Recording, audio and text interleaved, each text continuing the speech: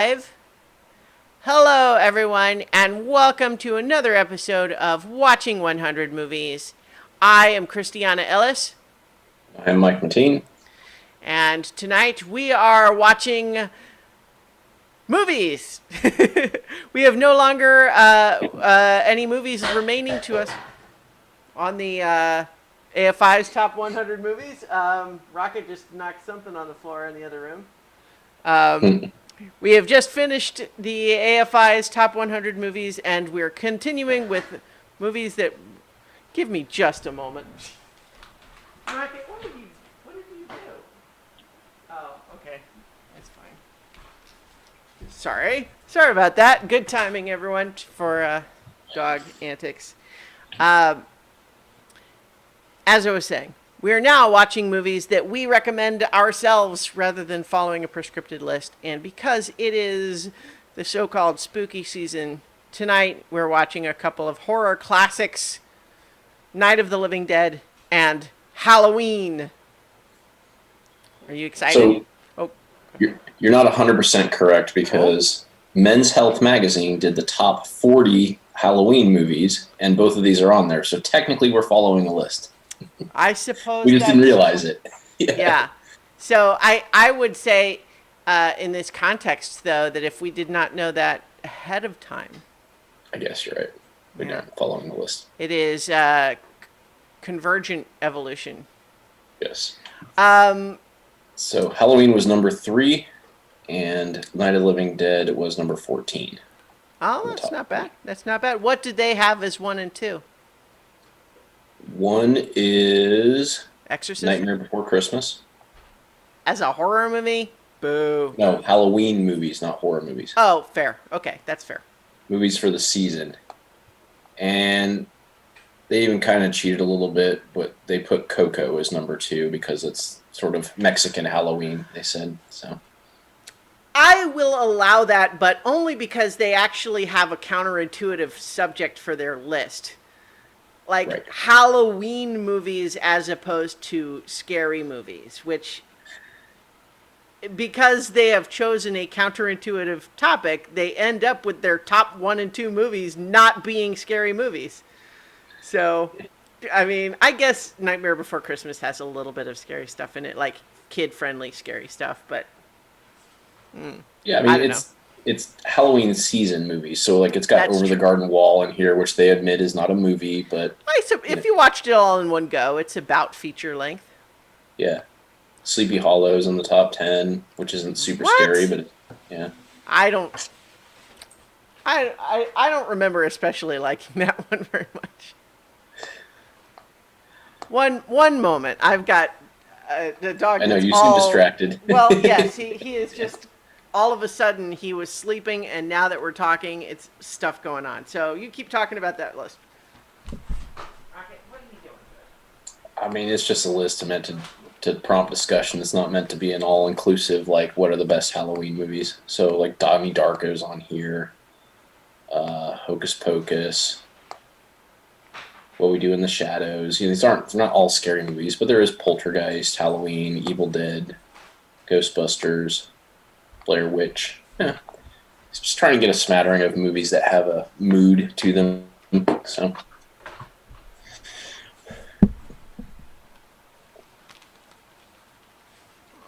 All right. Apologies, ladies and gentlemen. But yes, so anything you need to catch me up on, or No, I just basically went into the fact that the movie is meant to just prompt discussion. It's not meant to be like an actual list of top movies. well, I mean, really, Conversation piece. It's from a health magazine. It's a Sure. conversation piece. Well, and honestly, all of those lists are clickbait, really, anyway, because I sincerely believe, the AFI's list is another thing because those kind of originated in a pre-internet era, right? Like the first one of those was in 1997, and it's not like, like the people who were on message boards in 1997 were not a majority of the population. But a lot of the lists nowadays, I believe that they will purposely choose controversial choices for high level positions purely because that gets more engagement. I don't know, maybe not. But I actually saw a list recently as well that was focused on. They did a study where they measured people's heart rates while they watched scary movies. Right. And this concluded which are the scariest movies as indicated by which movies had people's heart rates elevated the most for the longest time. And I found it a little unsatisfying ultimately just because their top two movies were Sinister and Insidious, and I have not seen either of those. So, I would say anecdotally, probably Haunting at Hill House is probably the thing that had my heart rate elevated for the most extended period of time. the Netflix one, you mean? Yeah. Yeah. Well, I mean, for the most amount of time, it was also 8 hours worth, right?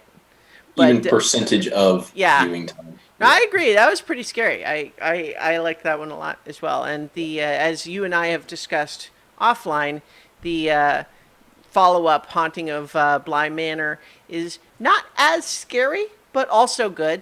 I thought the Yeah. ending was better. I liked Haunting of Hill House an awful lot, but felt like the ending didn't shoot for the fences the way it could have.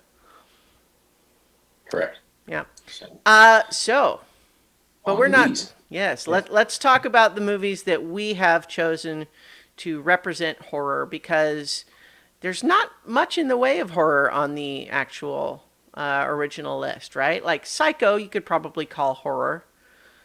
Jaws, maybe. I would say it. Yeah, close. At the time, it probably was. Yeah. Is there really? I mean, Jaws certainly has the structure of a horror movie, but then kind of goes a little bit more adventure once they actually go to sea, right? Right. Well, I mean, that's sort of Spielberg's deal is he takes a genre and then makes it a higher quality movie than the genre deserves. I mean, that's kind Right. of a Raiders is sort of a B serial, but it's, you know, much higher level. Yeah, but I think that's probably all you can really point to as far as horror is concerned in the list. But so let's.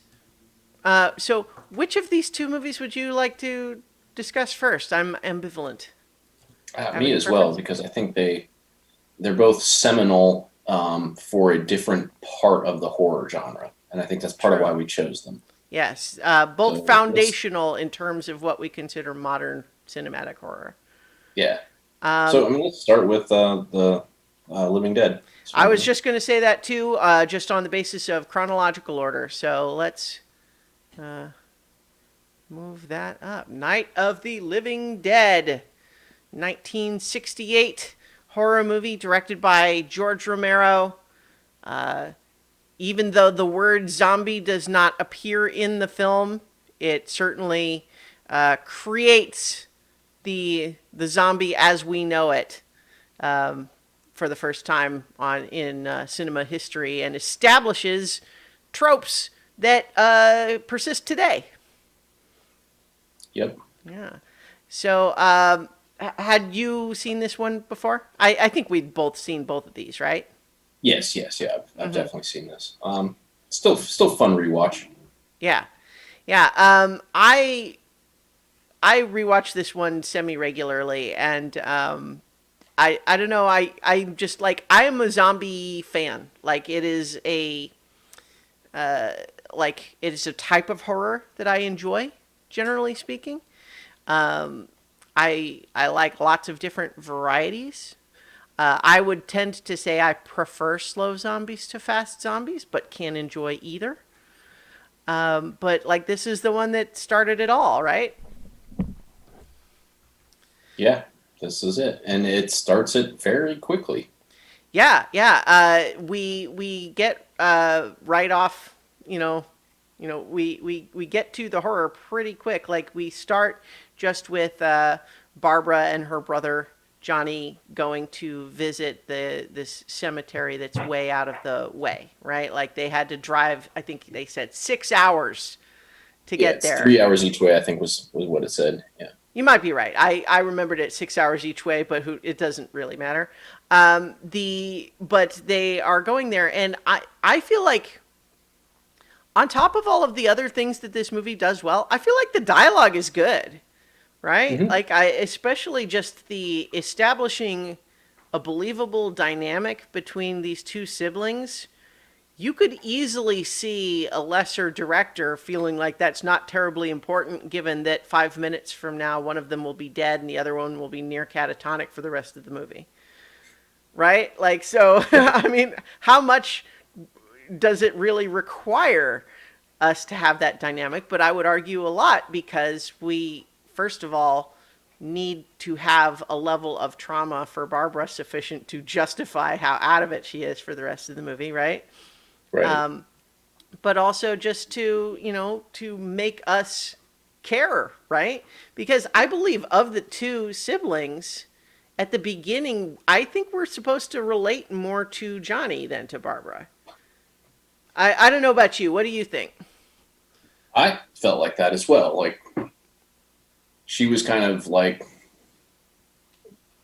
not wanting to go on the trip, and he was convincing her like, "Hey, this is what Dad wants us to do." Oh, no, it was the other way around, Or right? sorry, the other way Yeah, around. yeah, Yeah, yeah. yeah. But we understand. That's right. Sorry, we understand. To your point of relating to him, we understand why he's, not interested in coming because that's why I remember it being a 3 hours each way because he's like, this is a 6 hour trip, 3 hours here, 10 minutes or take 10 minutes at the gravesite and 3 hours back. Mm-hmm. So Yeah. and we feel like that. We understand that why he would be frustrated, and he's the one, and he keeps talking about how they should pay to move the mom closer to.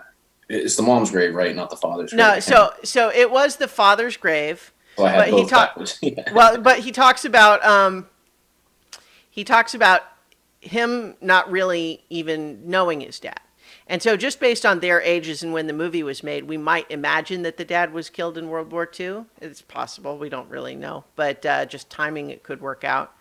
But yeah, the whole part of his complaint is that it's their mom that really wants flowers laid at the father's grave, but she can't make the trip herself anymore. And Right. so he's feeling like we're the ones that have to sit in the car all day to do something for her that she's not even there to appreciate.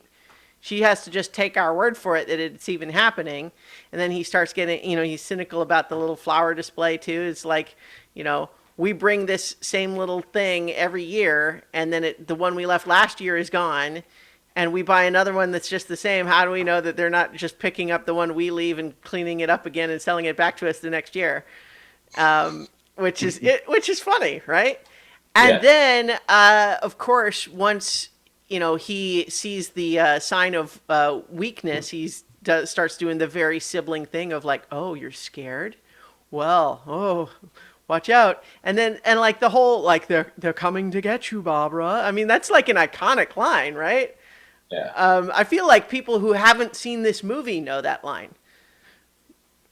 And Yeah, I think people who haven't seen this movie know that line, but think that it's supposed to be like a actual scary line, well, it could be. not I don't know. sibling. I mean, he's because he's doing like a Boris Karloff impression, I think, right? Like, Yeah, yeah, clearly one of those old school monster movie voices, types of voices, and like it's so charming, right? And it's very disarming that like we're in his shoes, I think, or at least that's certainly how I feel. But then, of course, things we have that slow suspense that I wonder when we watch it, we know that the guy in the background slowly walking towards them, in fact, being the guy that Johnny is referring to when he says, "They're coming to get you, Barbara," right? Like they're seeing this old guy in the distance, like lumbering towards them in a weird way. So it's like joking about it, right? I wonder how that reads to someone who really has no idea what's about to happen. Do you think they like I don't know. I mean, it's probably reads as a big surprise when the attack happens rather than suspense leading up to it, right? yeah, I would think so because they have some conversation about, well, because it's like right after they talk about like whether the groundskeeper or whatever is the one getting the flowers. So I think you Mm-hmm. could reasonably assume that maybe this is that groundskeeper, Mm-hmm. coming over. Um, Yeah. One of the things about the zombies, because this is our first one, right, is that in this movie, compared to some of the ways they develop later, all of the zombies are reasonably fresh, right? Like, and that's even presented as part of what's happening. You know, like we are watching a movie that takes place right when this all starts, and it seems to be only the recently deceased bodies that are, you know, uh, you know, reanimating. And so we don't get any of the like super messed up, destroyed, decayed zombies the way we do in some later depictions, right? right. It's mostly just relatively subtle makeup that is because the movie is shot like on cheap black and white film because of production costs, not because they couldn't make color movies in 1968, right? Right. But at the same time, that lends it a whole kind of like classic movie feel, right? And or even maybe a little bit documentary like. Yeah, I agree. It's almost like documentary like in a way. The other thing I think that evolved some from the way zombies are in here is that the zombies show a little bit more presence of mind in this than I think in some later ones. We see them pretty readily use tools. Like even the first zombie knows how to reach for the door handle to open it. He knows to go and pick up a rock off the ground to break the window. Later the little girl zombie knows to pick up the trowel, right? Yep. But otherwise though, most of what we think of as the modern zombie is intact right here from the beginning. They don't talk. If they make any noise at all, it's just sort of raspy moans or sort of snarly hisses.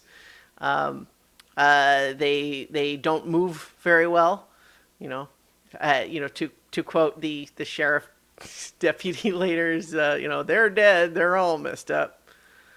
And Yep. and then just the all of the tropes of it's not necessarily as big a deal to deal with just one. The problem is when there's lots of them, they move pretty slow, but they keep coming. And then the much of the conflict being not strictly speaking dealing with the zombies so much as the tensions between humans as they together try to survive the zombies. I mean, all of Right. that stuff's here in the very first one.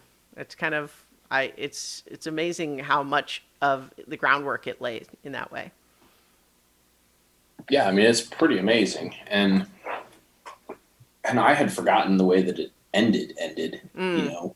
which really puts a cap on the whole idea that the how humans respond to the zombies is as dangerous as the zombies it's themselves. Well, and the ending in particular, like, all ties into elements which. Hang on, I just want to double check something here. Making sure my. Yeah, okay, there we go. It's just making sure the stream was up. The casting of the main character or like the protagonist once, well, like, you could argue that Barbara, like, she's our point of view character, at least for much of the movie, or to the beginning at least. But then when we meet Ben at the farmhouse, right, like, he's kind of the hero of the story.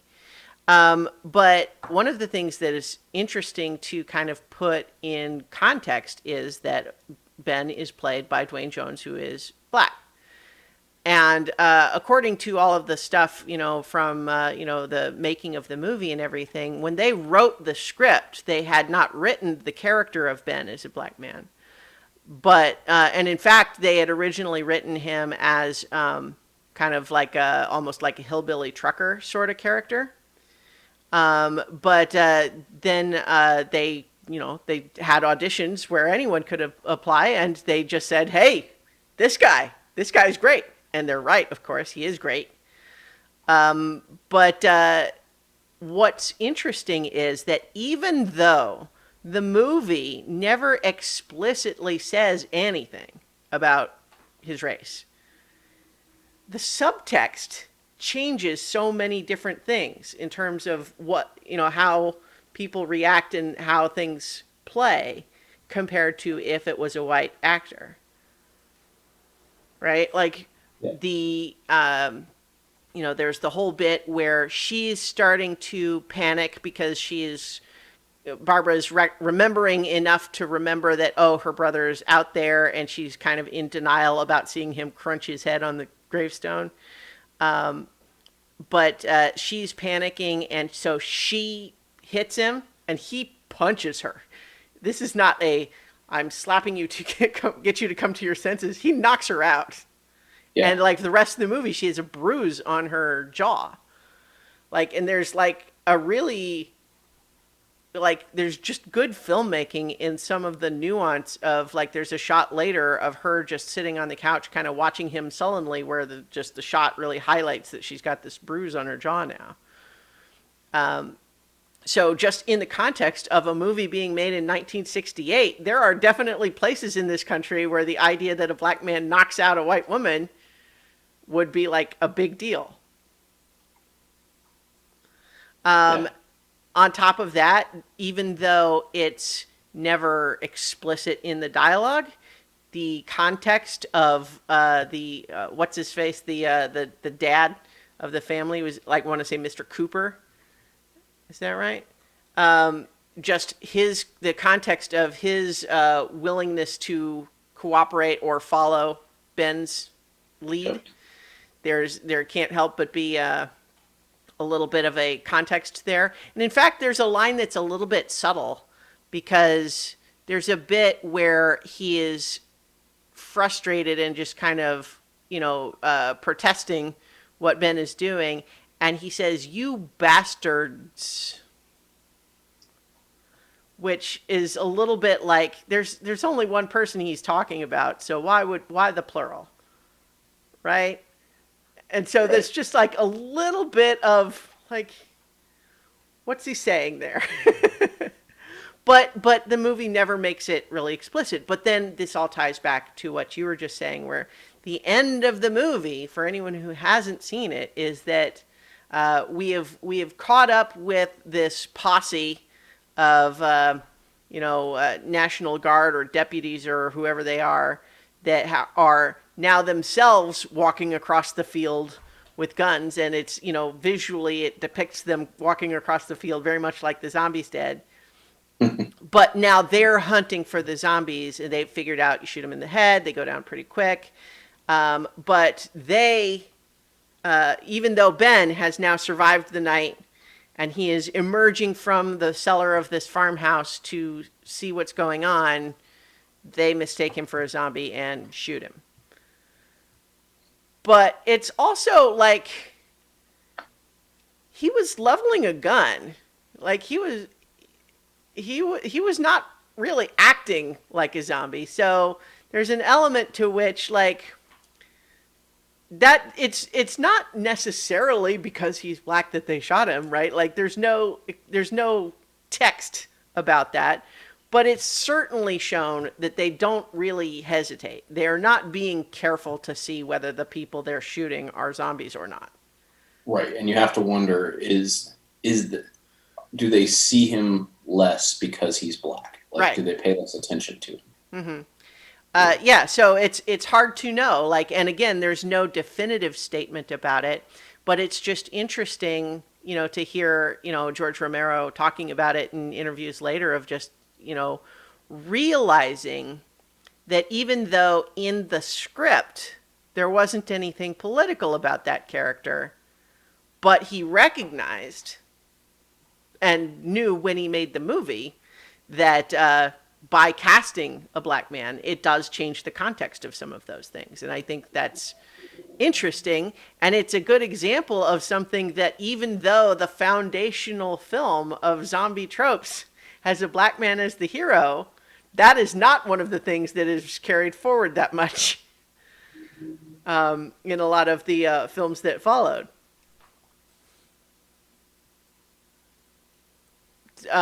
Yeah, so I mean, it's been a thing, the way that horror as a genre treats people of color, That has been, like, to the extent that there are tropes in that regard, they're bad ones. Like, you Yes, tend to they have tend the, to be more expendable. Yeah, yeah, they are almost always one of the, if not the first, then one of the first to be killed in a movie where you have an ensemble where many are going to die. And I mean, to a large extent, that's part of what is so kind of groundbreaking when we have movies like Get Out come out, where you're starting to see more horror movies being made, like that feature that sort of side of the story, right? Like the idea of telling stories from the perspective of people of color. Now, that's not to say that there weren't, movies made like, Blackula and some of those, you know, the '70s, so-called blaxploitation films. Um, and then in fact, some of them, one of the movies that I checked out for the first time, because it's another movie that stars Dwayne Jones, is a movie called Ganja and Hess, which I had never heard of before, but it's kind of a very artsy vampire movie where vampires is all kind of like a metaphor for addiction, but it's very sort of like new agey and not like blaxploitation at all, except of course that there's violence and nudity in it. But it's very kind of like artsy, and it was kind of interesting. I checked that out. It's on the Criterion channel streaming. If anyone has that, I don't know if it's easy to find anywhere else, but also has Dwayne Jones in it. I'm kind of rambling. What else should we talk about with Night of the Living Dead? um, I think one of the interesting things about is that while it does establish a lot of the tropes, there are certain things in here that people for a long time associated as foundational, like how zombies want brains, Mm. and that is not a particular thing that happens in here. They No. they they Yeah. do just they just devour flesh. It's very clear that that's what it is, and there's some amazing special effects shots of that, by the way. Yeah, yeah. For a 1968 movie, some of the special effects shots are pretty intense. And in fact, that was a big deal at the time, especially because movies like this at the time tended to get just shown in, like at the matinee on Saturdays, and so you'd have kids come in there to watch the cartoon and then stay. Oh, what's this movie? But yeah, there's a lot of the writing at the time talking about like, holy crap, some of the stuff in this is really disgusting and gratuitous, is what some people said. But it's much more intense. I think so much of the movie, in some ways, does feel kind of old fashioned. I think somewhat by design, even more than it really needed to. You know what I mean? Just kind of like the black and white film kind of evoking older films than 1968. But those like the level of gore depicted in some of those shots was not something you would have seen in the 40s or 50s. No, no, I think the one that kind of really struck me the most was when there's a zombie like reaching in and they grab the knife and they think they're just gonna like slash the hand and it'll make it pull back, but the zombie doesn't pull back Hmm. and its fingers just start getting cut off, but it's continuing to like reach in through the Yeah. window with like yeah, decayed fingers that just kept falling off of it. It's like, oh, that one was really, you know, Yeah. Now the one of the other ones I was thinking of is when Barbara first arrives at the farmhouse and she goes to check upstairs and finds the body up there, and it's there's got the like a heat. partially exposed skull. Like, that's pretty gross. That um, is too. Yeah. yeah, but then of course also the one of the things that was part of like the whole inspiration, like when George Romero talks about like what was the origin of this, because like there was the concept of zombies before this, but they were definitely different. It was more like the voodoo type of zombie, and it was generally considered like a pitiable creature that is forced to do labor against its will beyond. And it's not even that it was like reanimated dead. It's more just that like the person that was in there is gone, and it's now just kind of this mindless body forced to do labor, is how zombies had appeared in movies before. But so this idea that they want to eat human flesh is, what the whole what Romero said is that he was trying to think, like, what is something that horror movies have not shown before, and he was thinking like cannibalism is something that he hadn't really ever seen it in a movie before. And so that's kind of where some of that came from. And in particular, the death and then eventual fate of the young couple getting blown up in the pickup truck. I think some of that whole sequence is a trope in and of itself too, which is to just say accidental death as a result of trying to do otherwise ordinary things under pressure of zombies, right? Right. It's just they're in such a hurry that when they're trying to fill up the gas tank, but they've also got the torch to keep the zombies away. It ends up setting the gas on fire, and then they're trying to drive away from the fire, and then her jacket gets caught, kaboom, right? But then the zombies go in and pull apart what's left, and that's where we have the sequence of them like. And apparently, what they were using was things like ham hocks, but with chocolate syrup all over it, which I can't imagine would have been fun to actually eat over and over again for film shoots. But like that's pretty messed up too, right? Like that whole sequence is pretty unsettling even still. But yeah, that's where we. And so you're right about the brains thing. I'm pretty sure that the idea of brains, zombies wanting brains, actually comes from the Return of the Living Dead series, which, other than being about zombies and having a similar title, is really not connected to this one at all. It's not, done by Romero, because his movies continued on to like Dawn of the Dead and Day of the Dead, and he did several others too. But Return of the Living Dead, the zombies are pretty different in a number of respects. One, they can talk, and they want brains specifically is what they want. But they can talk like if they're recently dead, they can talk pretty coherently. Like there's one of the characters who becomes one of those zombies, and he is literally able to carry on a conversation where he is essentially the same person he was before, except that he is pretty sure that the most important possible thing that could happen right now is that he be allowed to eat his friend's brain. I don't remember that at all, but I mean, Yeah. I haven't really watched those. Well, I think I think a lot of people haven't seen them and should, because there's some cool stuff in there. Because the other thing that's different about them in that one is that they are almost impossible to you have to literally like physically annihilate them to get them to stop coming. Like there's no shot to the head and now they're done. It is like there's ones that like. There's a bit where like they have like an anatomical model of a dog that's literally been bisected like this, like front to back, and Right. it's still moving around, and like that, yeah. So there's basically like I think at one point one has its head cut off, but then like the head and the body are still sort of animated independently of one another.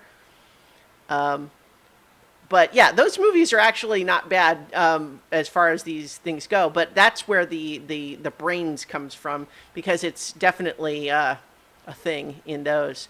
That's also the movie that where the gag about send more paramedics comes from, because they they send an ambulance, the zombies get them, and then one of them goes up on the radio, send more paramedics. But yeah, so. You're right that certain elements of zombies have, come into the whole arena, and in fact, yeah, the other one would be would be biting turns you into one. You have to technically, die and get reanimated in this one. It's not the actual bite that turns you. well, it's a little unclear because they don't highlight it, but they do make it clear. Like the daughter of the family, right? They say she was hurt when their car turned over, but they eventually do reveal also that she was bit, and they're not sure why she won't wake up. But then she does die and turn into a zombie. So they don't really highlight that it was the bite that killed her, but she was bitten before dying. Right. And so what I think that did though is prompt the idea Mm-hmm. for future zombies that the bite could be what did it, although Right. well it's not really a part of this movie. Right. Yeah, they in this one doesn't really, other than she does turn into a zombie, which could have just been because she died, because the explanation is not given. But yeah, so one of the things that comes into the zombie genre later is that, like, the horror of someone who has been bitten and knows they're doomed, and what do they do about it? You get the people that don't tell anyone and try to keep it a secret, and then it causes a problem later. Or you get the good person who gets it, but then heroically sacrifices themselves. Or you get the person who decides to finish themselves off before they turn, in a way that turns out to be inconvenient for the other characters. So those are the sorts of things that come in later. And you're right that, like, even though you can kind of see the idea there here, it's not really presented as like a contagious thing. It's more just presented as perhaps the cause of her death, which could or might not be directly related to why she becomes a. Because it, like in The Walking Dead, it becomes evident that dying, or, in The Walking Dead, certainly a zombie bite will kill you, but dying in any way you'll still come back. Right. So it's unclear in this one whether that would have been the case or not. But you're right, absolutely, that the idea of the contagious bite is not, like, highlighted as a thing. But yeah, we get, that, like, the whole, like, the idea of the isolated farmhouse where you're trying to barricade all the doors and windows, and everyone's surrounded, and all of those things, like that. It's just this foundational concept of what it is to have a zombie movie.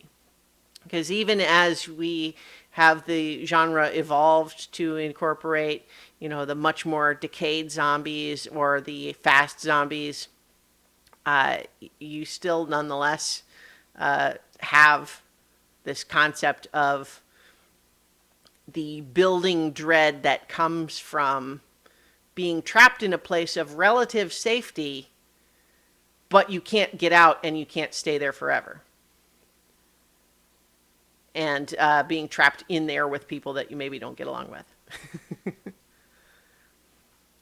But yeah, so Ben proves remarkably resourceful and cool-headed, but not to the point of psychosis. Like, we have the bit where he talks about, like, his first encounter with those things at the gas station, and we see him kind of get the 1,000-yard stare thinking about it. Obviously, when he hits Barbara, and then later when he, beats Mr. Cooper to the ground, like, those are not rational decisions. And it also could be argued, what does he eventually do to survive the night? Well, he barricades himself in the cellar, just like Mr. Cooper wanted to do from the beginning. Yeah, So, I always felt that. yeah, I think that's deliberate. I think is just the idea that there's, like, I think Ben had never really indicated that, like, the cellar was automatically a bad idea, so much as why would you abandon the rest of the house when you could stay there and then eventually retreat to the cellar.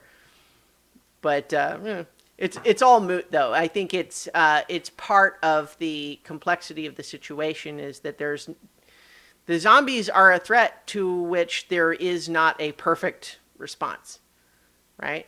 And that's why, all the tropes of the zombie survival kit, like that whole idea, like, people like to imagine far beyond this specific story. But part of the fun of, like, the zombie genre is imagining how you would respond in a zombie scenario, right? Right. Yeah. So before I don't know if you have anything else. Oh, I there was one other thing I wanted to talk about it with it, but did you have anything else you wanted to Nope. cover first? Okay, so the one last thing that I was going to mention is that this is a terrifying, if you're a filmmaker, example of it originally had a different title, but then because they changed the title, their distributor messed up and didn't get the trademark for the copyright for the new title. And so the movie entered public domain by accident. Which of course would have cost the filmmakers a whole lot of money. Now they still did okay anyway, but given that this was, relatively speaking, a runaway success, much in the way a lot of these horror classics tend to be, because they get made super cheap and then make a lot of money. But unfortunately for the filmmakers, they didn't get to make as much money as they might have because their distributor screwed up the copyright. The one of the trivia here is says this is one of the most successful independent movies ever made for $114,000, equivalent to $847,000 today, and it grossed approximately $30 million, over 263 times its budget. And for a movie like this, given like the relatively like you would normally not maybe want kids to go see it or whatever, it's like for a movie of specialized appeal, like that's a big deal, right? So Yep. yeah. So I think the last maybe thing to finish on that one is what is your favorite slow zombie movie and your favorite fast zombie movie? And this can be favorite as opposed to like going on the list.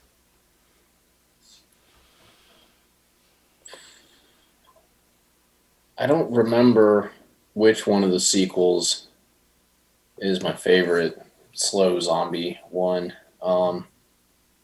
It's one of the ones, I think it was in the 90s or something. I don't know. It was just it.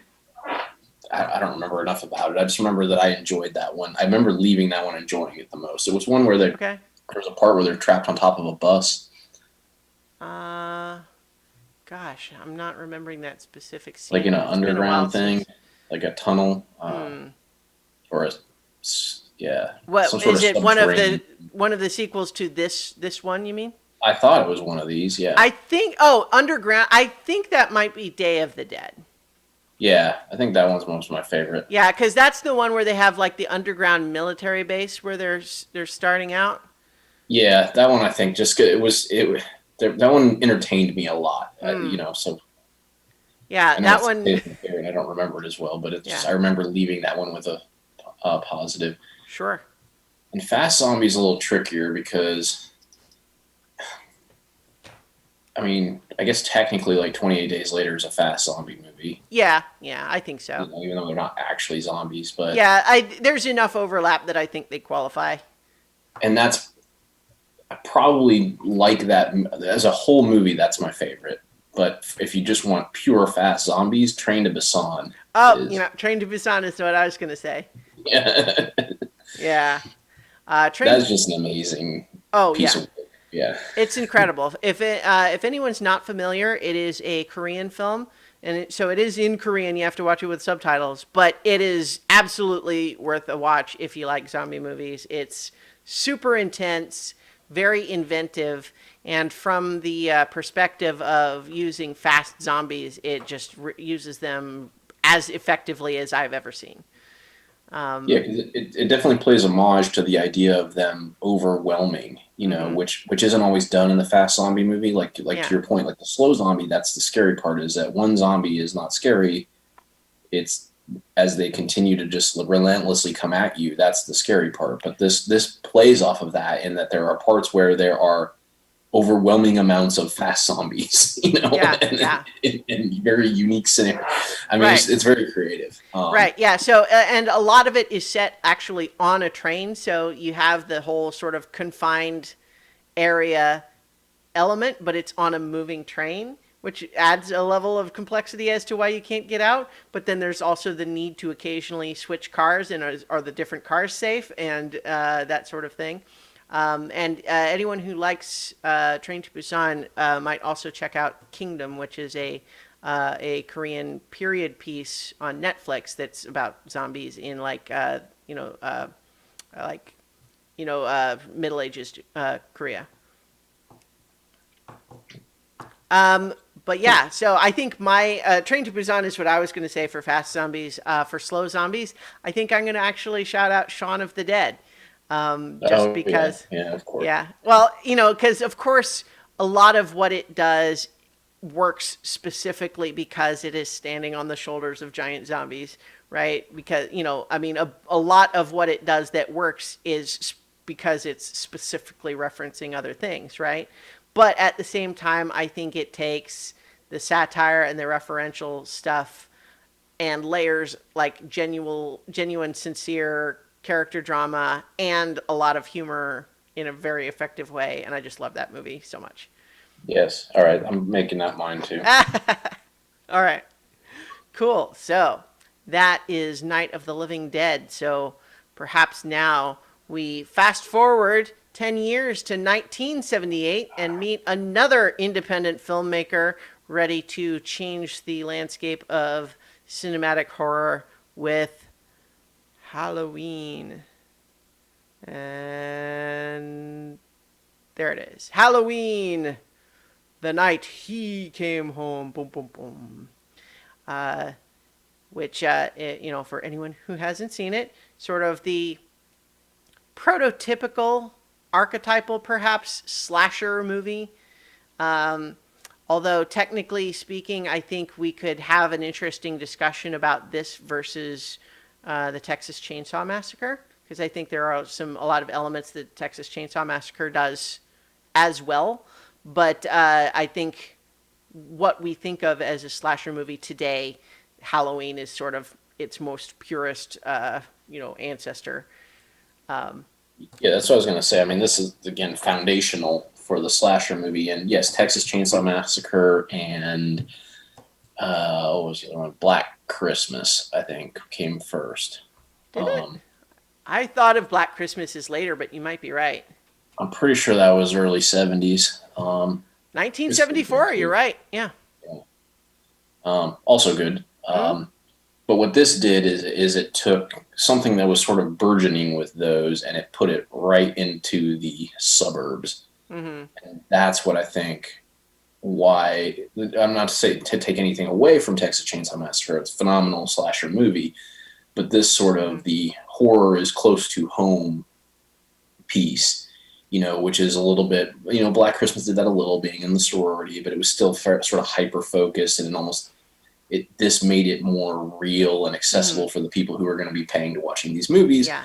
which is why it's the most successful horror franchise, Yeah. This one is historically. is very grounded, other than of course Michael Myers himself, who I think is credited in this movie as the Shape.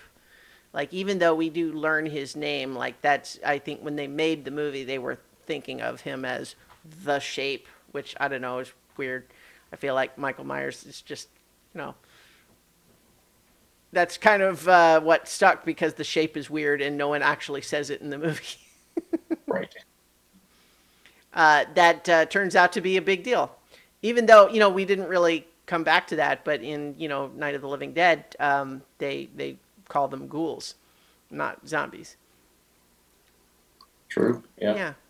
Yeah. It occurs to me, I wonder what was the point where they became zombies instead of ghouls, given that the original movie doesn't call them zombies.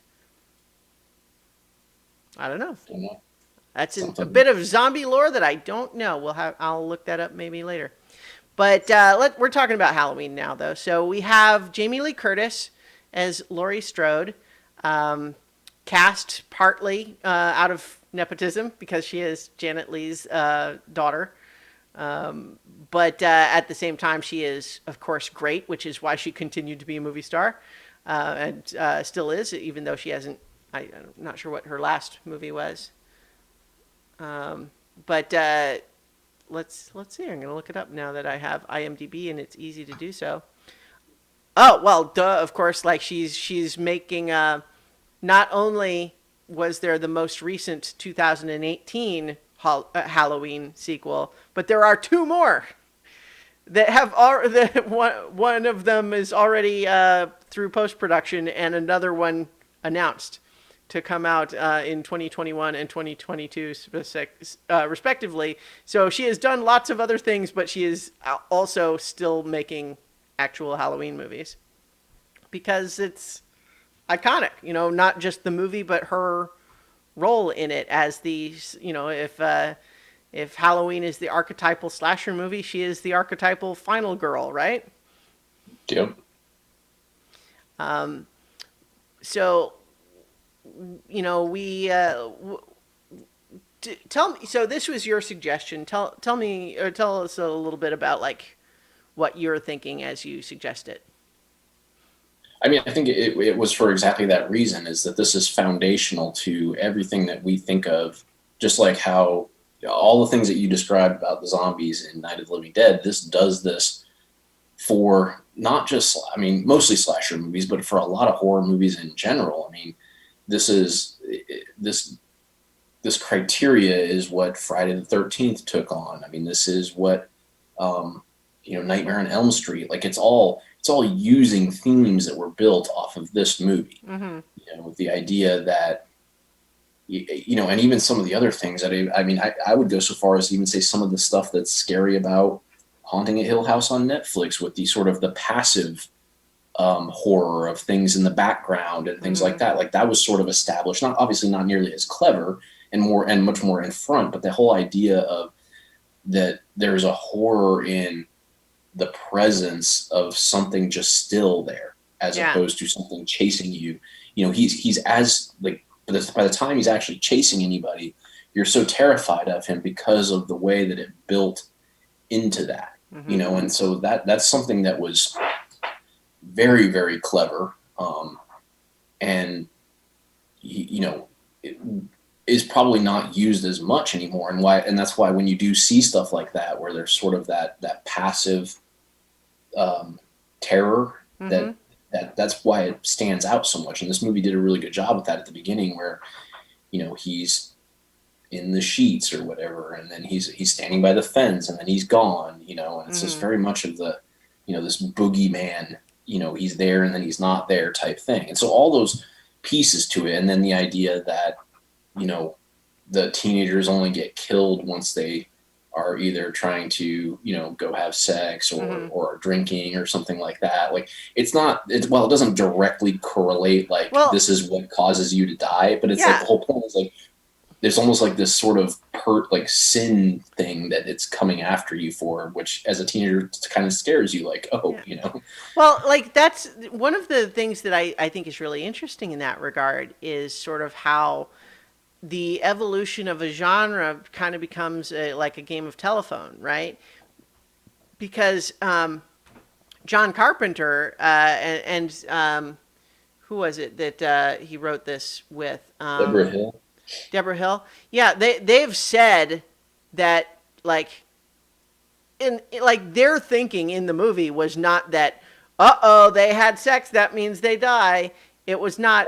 There was nothing intentional about that, except that because they were sort of coupled up and looking to have sex like teenagers do, they were a little bit more understandably distracted, and not as aware as they needed to be of the Right. It looming provided threat. the opportunity as Right. opposed to it being like the actual reasoning behind it. Right. And But although I do take a little bit with that, because there there is sort of this hint that's part of what triggers Michael the first time. yeah, yeah. I guess So that I don't want to let him totally off the hook on that, because he goes in, he sees yeah. he just had sex, and he goes up and he sees his sister naked, and that's kind of what like sets him off. And even though it's not Hmm. directly, like, again, it's never directly correlated, Yeah. but there's Well, enough relationship. Yeah.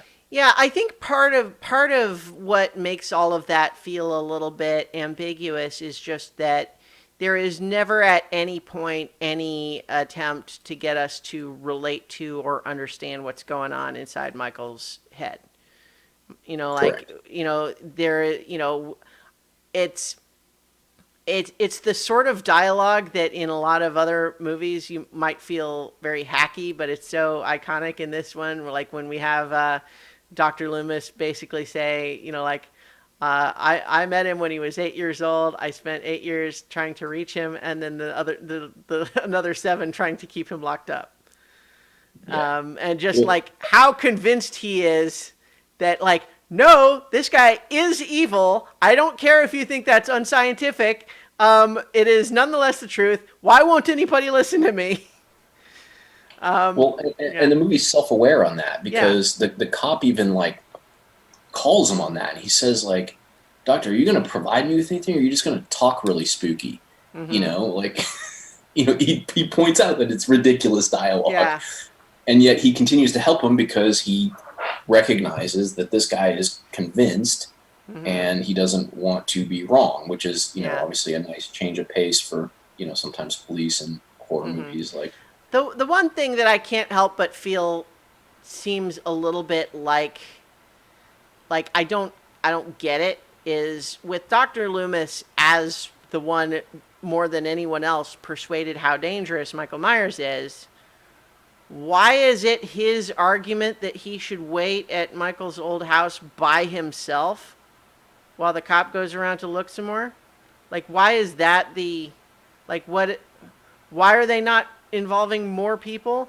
Like, the cop even says, like, should we put out like a bulletin about this? And he's like, Yeah, and they no, sort then of they will be seeing him on every corner. And it's like, well, yeah, but like right now, no one's going to see him at all. And if we do find him, we have no backup. So what's the, yeah, so that I feel like that there's a little bit of contrivance there that doesn't make 100% sense, but I feel like it's not a big deal. it's not a big deal, and it's the same as I mean, they have some a couple of throwaway things in there too, like the fact that he can drive. Mm. Like how the hell would he know? He's lived in the insane asylum since he was 8. He shouldn't know how to drive, and that's why they're like, well, maybe someone here taught him. Like, Yeah, but exactly the though. craziest guy in the asylum how to drive. Right, yeah, like that's another good example of like there are things in this outmovie that are pretty clumsy ultimately, but those are by far like outshadowed, overshadowed. Yeah, What's the word I'm trying to say? I think we got it. The things that work in this movie work so well that they more than make up for any of the bits that are a little clumsy. Most of which are towards the beginning, right? Like we have, but like so, like we start with the first person shot of him as a kid, which is an interesting way to approach it, given that the movie sort of goes out of its way to prevent us from ever actually relating to the character, right? Yeah, So to actually literally put us behind his eyes at the beginning, to the point where we are seeing the scene through the eye holes of a mask, seeing it from his perspective, it's an interesting take. But I feel like that first kill is not one of the more convincing ones, partly due to that whole effect, I think. The need to try to do it from the first person perspective and the inability to have the effects necessary to really, like, they have later effects, later kills where it seems like they are certainly capable of depicting someone being stabbed. So why we didn't get that at all in that first one is a little unclear. I mean, we're well, I mean, at, sometimes rating stuff is super weird. Like it could have been that you can't show that from a first person perspective and put the audience in that. Like, there's some strange yeah. rules that Well, I existed. guess it's the difference too, perhaps, that the girls later are strangled, and it's only what's his name, Paul with the glasses that gets Yeah, stabbed, right? And then later, Lori gets like slashed on the arm with the knife. So it might be an element of you can't show the stabbing of a naked girl. right.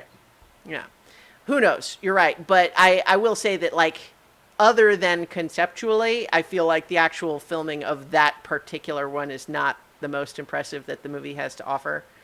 Um, but and then some of the setup to the I have such ambivalent feelings about the setup to his escape because on the one hand, there's a lot of just talking, and then nonsensical stuff like the whole bit of like, why does he know how to drive?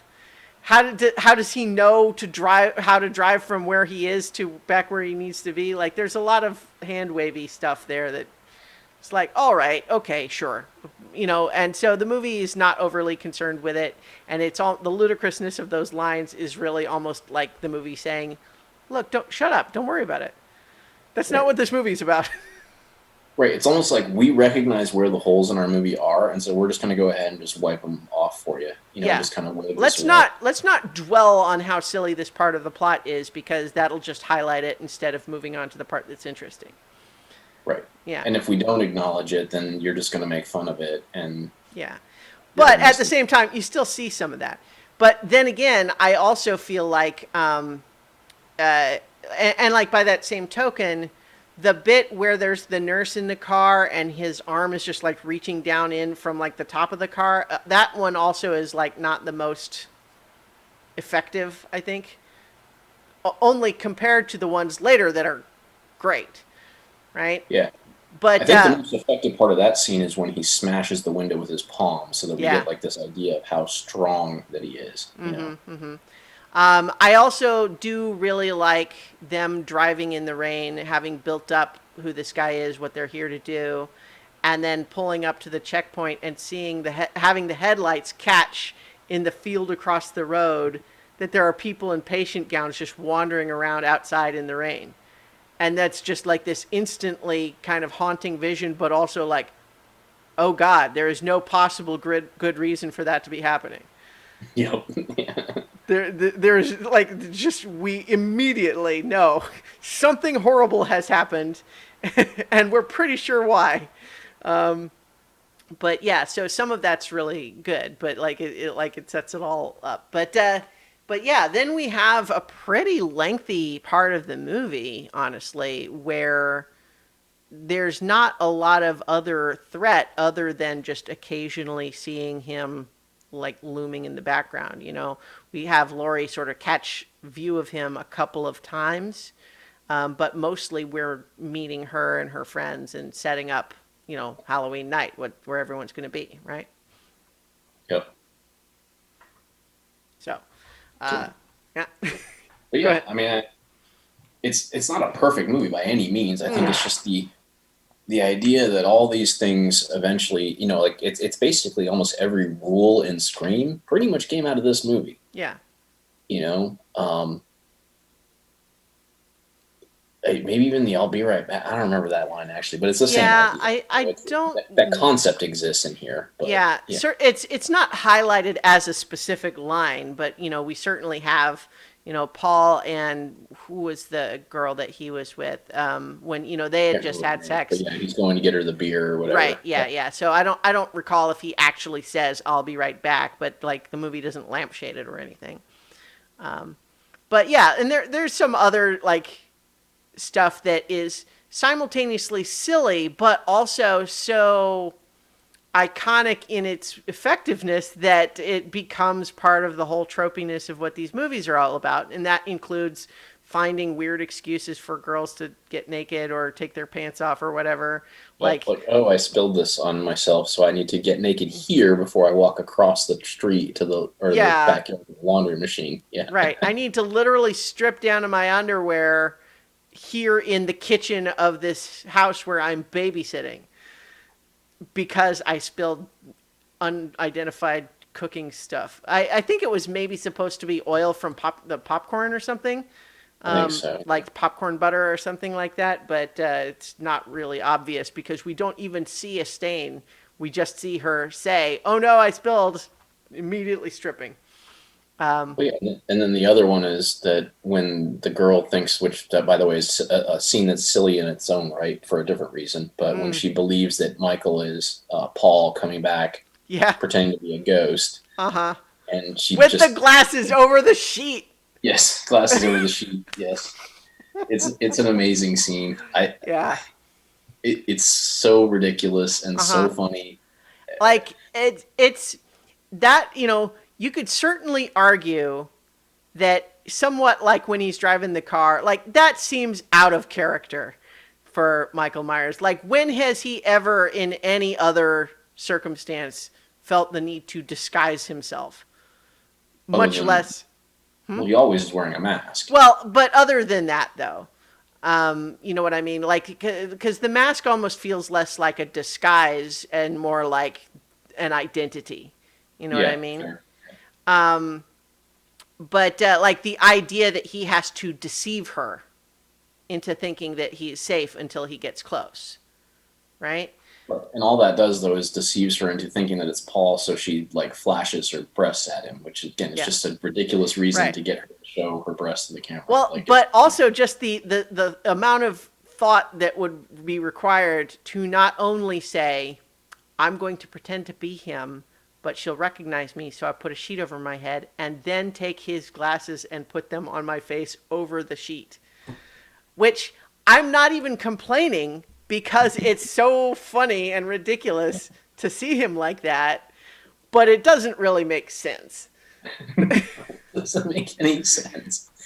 But Yeah. that's part of the fun of the movie is Yeah. it doesn't even pretend like, and it starts, and again it starts all these things like the idea that he has to, there's some bizarre motivation that we never hear about, but yet when she goes up there, the first girl that he's killed, the babysitter is there with the gravestone that he stole from his sister or whatever, Yeah. Well, yeah, or yeah. his mother. No, No, I thought it was it was his his sister. sister. Yeah, it's Yeah. his sister's. Yeah. Like what is that about? Like what, that doesn't mean anything, but Right. it spawned a whole bunch of movies that have ridiculous claims for how the person, why the horror person is doing what they're doing, Well, like right. And I mean, I think in some ways we're by design we're not meant to understand. Like the like somewhat unlike as the some of the other characters from horror franchises like Jason Voorhees or Freddy Krueger. Like I don't think we really ever get to a point where we get what Michael Myers is doing, right? Like we can his behavior eventually becomes consistent enough that we can kind of identify some patterns, but there's never like a consciousness or intent that we can ever really draw from him as far as I can tell. no, not in this one, and I wouldn't even go into theories that are projected in future ones because it's not. I don't consider it legit. So Yeah, I haven't seen all of them. I have seen actually, like, I'm pretty sure I've seen all the ones that Jamie Lee Curtis is in. Which includes this first one, of course, and Halloween 2. And I don't think she is in any of the others until Halloween H2O, which came out in, I think, 98. yeah, because it would have been the 20-year anniversary. Yeah. Um, Gosh, she's been in too many things. It's hard to scan her filmography for. Yeah, Halloween H2O is 20 years later. Um, and yeah, and so Halloween 2. But then, of course, there's Halloween 3, which is not even about Michael Myers. It's like a completely unrelated story. But then I think there's like a 4, 5, and 6 before Halloween H2O. And I don't think I ever saw those. But Halloween H2O, and then of course there's the like the reboot version that was 2018, I think. was it 28? No, so 2018 was the one where she came back again, and it's her Oh, and it's a continuation of the original, even though I think it ignores everything except 1 and 2. But there was a complete reboot done by different people that was in like I want to say 2008, something like that, and that actually had a sequel. So I'm looking at Jamie Lee Curtis's credits, which is not going to be where I would find those.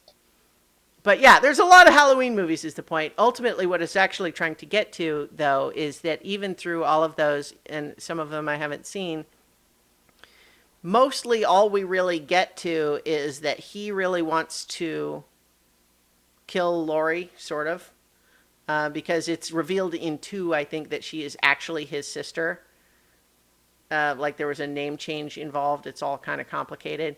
But so she, he's trying to hunt her down specifically and will kill anyone who gets in his way.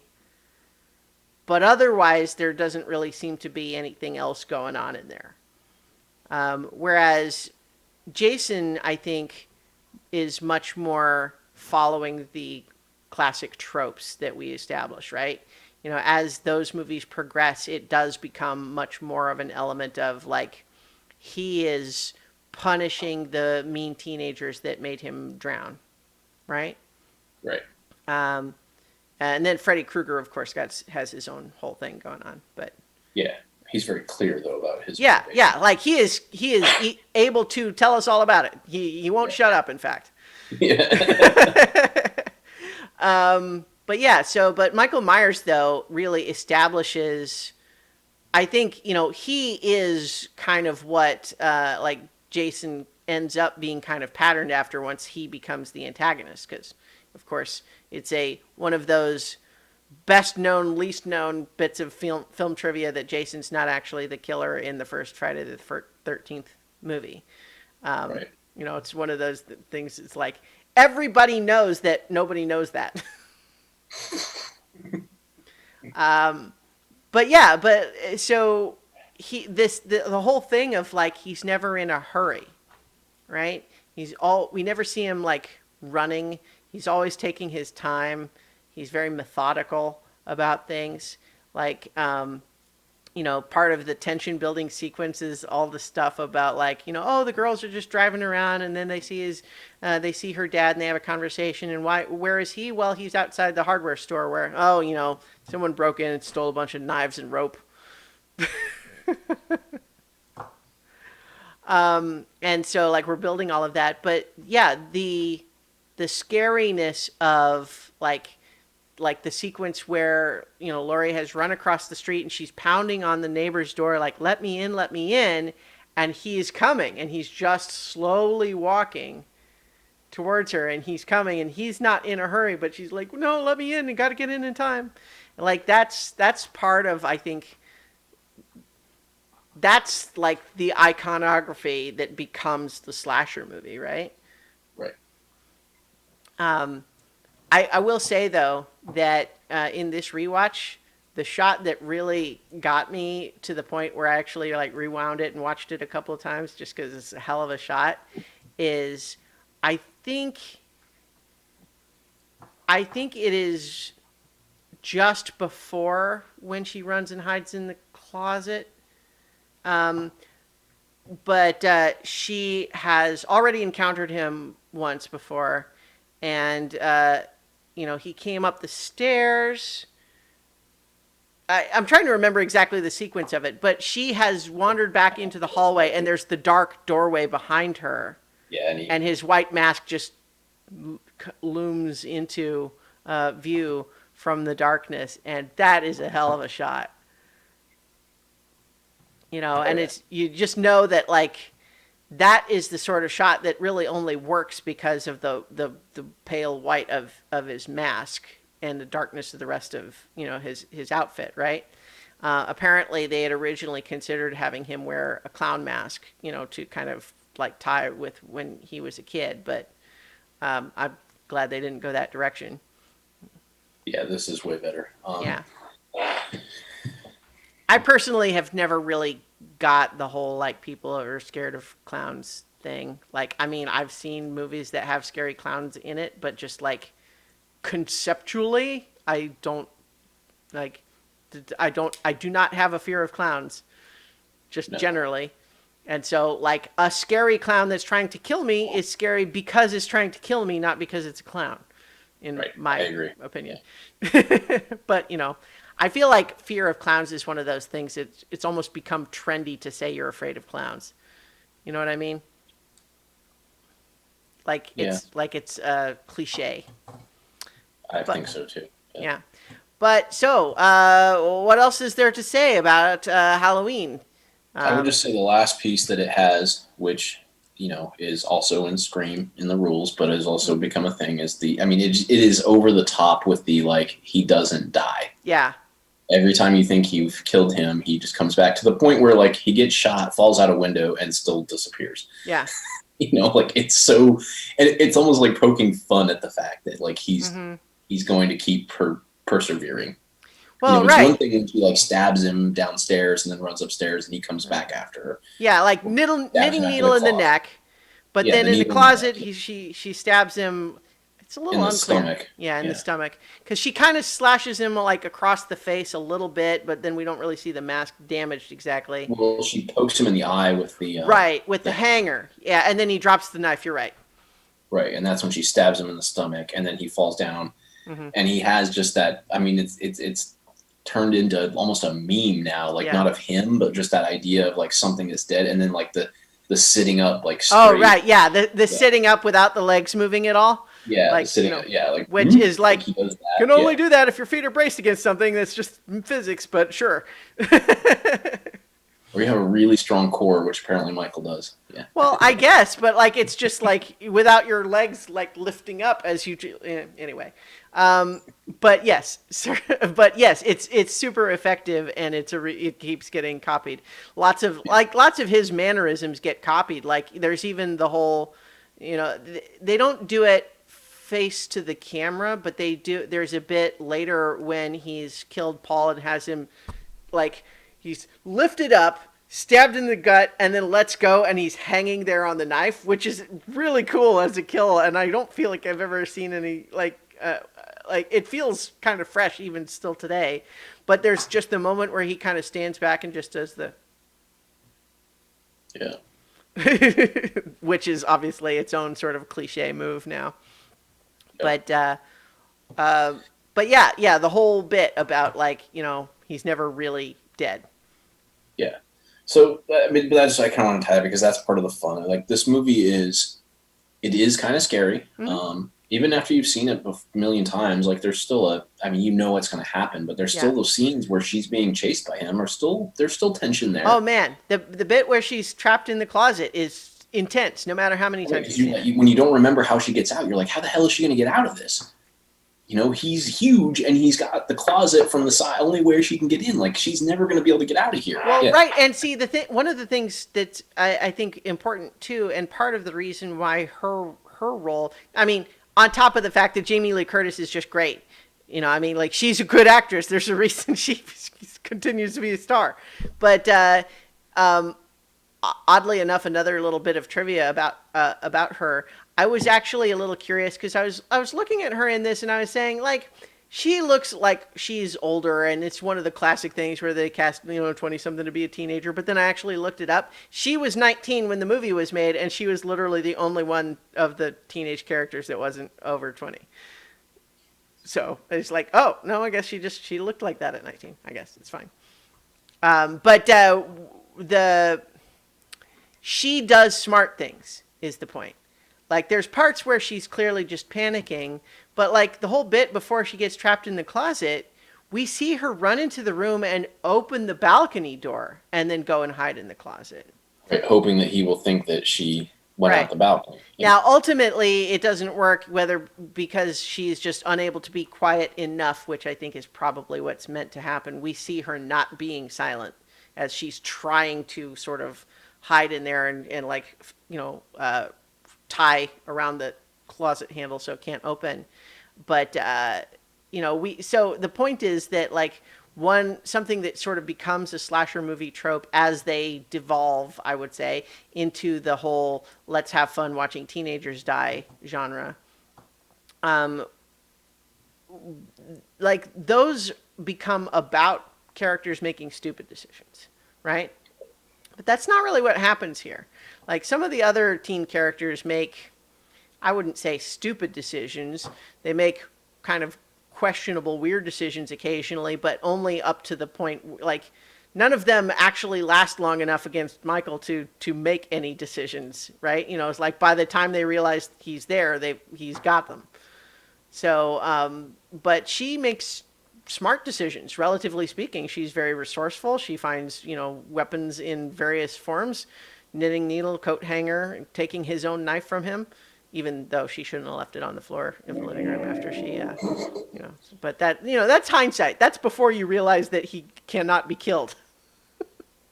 Right. Yeah. So, So, anyway, but yeah, it's great. the movie's scary. The movie's hilarious. The movie's just a lot of fun. It's just a fun way to spend an hour and a half, Agreed. And especially this time of year when it's kind of like it's Halloween, So Yeah. I hadn't rewatched this in a long time. I'm really glad I did, because again, it was just a fun time, and sometimes it's fun to even in a tense movie to be able to have a little bit of fun with it, Yeah, So well, like that's watching these two movies just had me thinking about like what is it about horror movies that's fun, and it's something that's kind of so primal. I think that it's part of why for people who don't enjoy horror, it's hard to just explain why it is, but it just becomes like so often in our lives we have these sources of long-term dread or suspense or anxiety that we really have very limited control over in terms of trying to find a way to fix it. The fact that we've got something happening in about a week and a half is a good example. Um, but what horror movies kind of do is provide sort of a microcosm of this tension that you can sort of amp yourself up with and then release. And you get to have that sort of catharsis with it when you enjoy horror. I mean, I guess some people don't, and how do you, how do you explain to someone who just doesn't like that? yeah, I mean you can't. So Yeah. But in any event, though, anyone who likes horror movies, like these movies, they're foundational, and so even on top of just their own enjoyment, that they provide, uh, you know, just like all of the other movies we watched on the list, like they're hugely influential in their own ways. right. Neither of these is going on the list for me, by the way. Just in Neither? case we want. Okay. Yeah, I was going to put Night of the Living Dead on the list, but probably not Halloween. Like having it towards the like. I Do it. I mean, mean, it's your list. Do what you want. like I've got like Yankee Doodle Dandy at the bottom of the current list, and I'm going to say like, do I think Yankee Doodle Dandy is a better movie than Halloween? It's very different, obviously. I don't know. Now I'm thinking about Yankee Doodle Dandy's pretty good. But yeah, I think Night I of the just Living wasn't gonna Dead. worry about it because I didn't want to think about it. It was more of why I Well, didn't. that's fine. I mean, you want to just put it at the bottom, or do you want to put it below, like where you put the other things you took off the list? No, yeah, just put it at the bottom in that 101, 102 or something like that, and then maybe Sure. later when we revisit it, All I'll right. want to move them around. All right. Do you want to put Night of the Living Dead down there too? Yeah, yeah. Which one first? I mean, Night of the Living Dead's probably a better made movie. I don't know this one. We didn't even talk about the score, the John Carpenter's music. Yeah, the score is pretty good. That's true. The quality of this movie, I shouldn't. It's the script that's kind of. But again, it makes fun of itself. Like it's like he's smart enough to know where all of the holes in the script were, and was just like, yeah. I get it. I know that's there. Yeah, he drove. Yeah, maybe somebody taught him. He knew how to get home. It's because he was destined to go. He's been thinking about it for 15 years. He willed himself home. Yeah. Yep. Sure.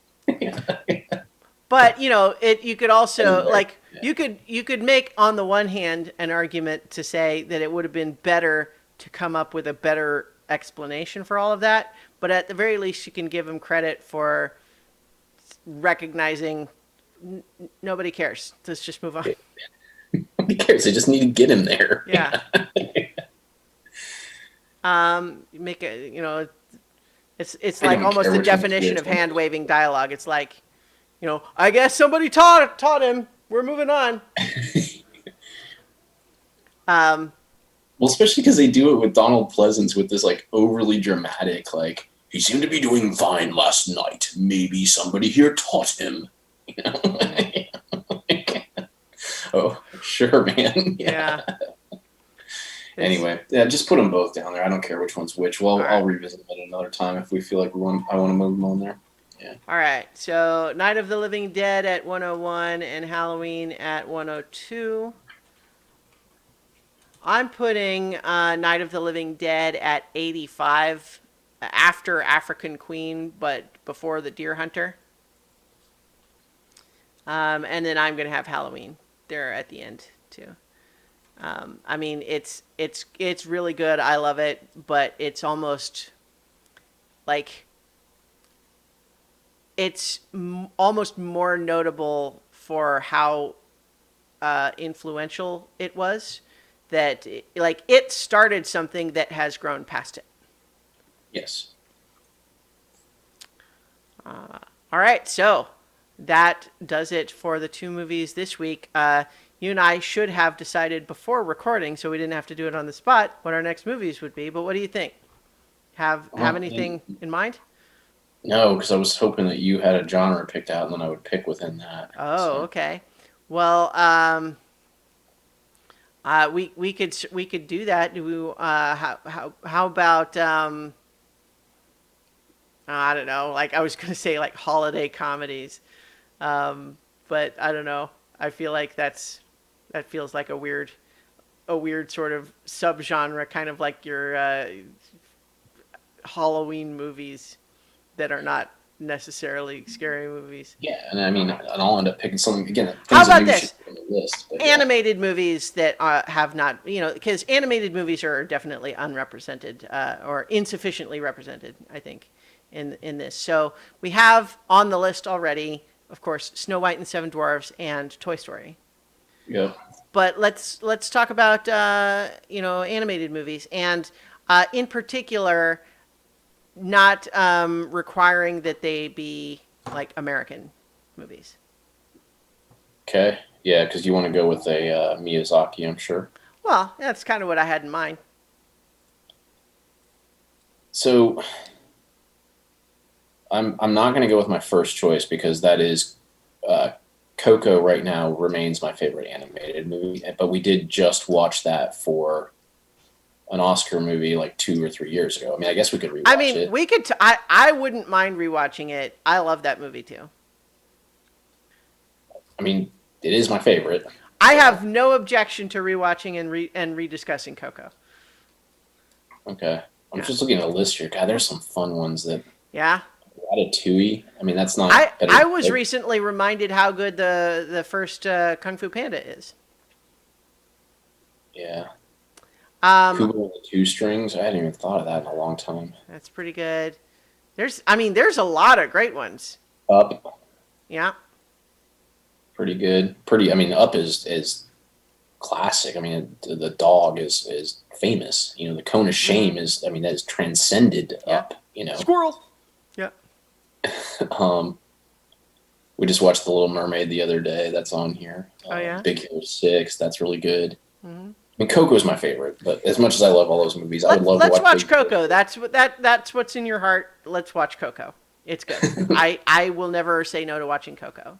I am going to go with a Miyazaki, and I was a little bit torn because I really like Nausicaa of the Valley of the Wind also, but I think I'm going to go with Spirited Away, which I think is maybe better all around. Like Nausicaa has some specific things that it does that I really like, but Spirited Away is a little more well-rounded as a film. So I I think think that, that's my favorite. yeah. I always Howl's Moving kind of go Castle is back kind and of forth fun. between those two. Hmm? Howl's Moving Castle is him too, right? Or no? Yes. I haven't watched that in a long time. I should rewatch that one.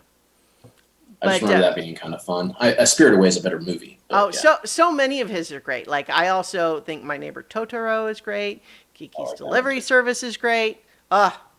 And anyone who didn't know this already, HBO Max has all of these on it. So, Hmm. um, so Spirited Away and Coco for next episode of Watching 100 Movies. And in the meantime, watch good movies, everybody. Yay!